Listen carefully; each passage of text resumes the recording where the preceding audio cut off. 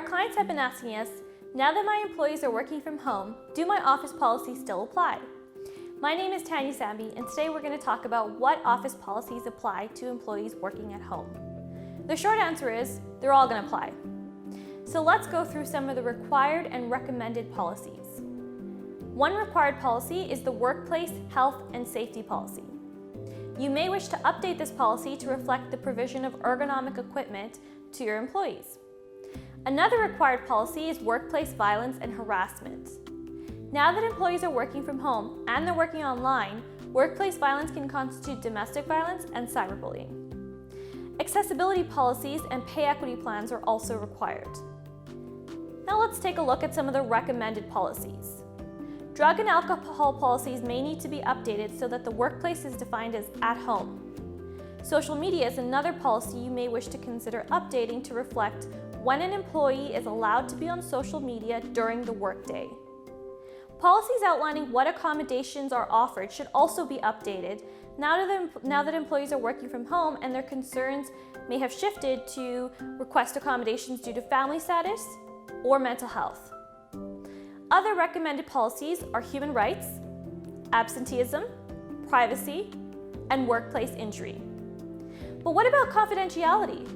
Now that your employees are working from home, they are still required to maintain your clients' and customers' confidentiality. So consider updating your confidentiality policy to reflect the new work from home framework. Video conference protocols are a great policy to have in place. What kind of dress code should your employee abide by? What about professionalism? Do you want your employee to have a clean desk, no background noise during Zoom? And what about maintaining confidentiality during Zoom calls? All these things can go into your policy.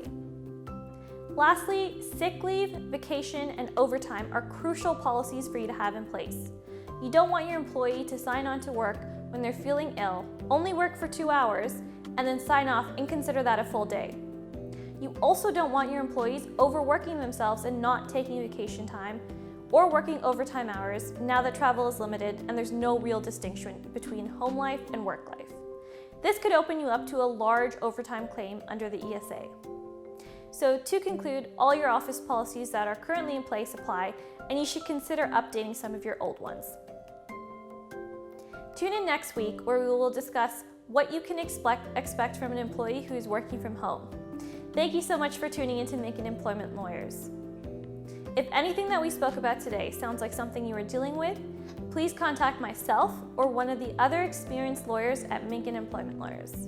We'd be more than happy to assist you. Please also go to our website and check out our employer guides, blog posts, and articles. Be sure to sign up for our newsletter.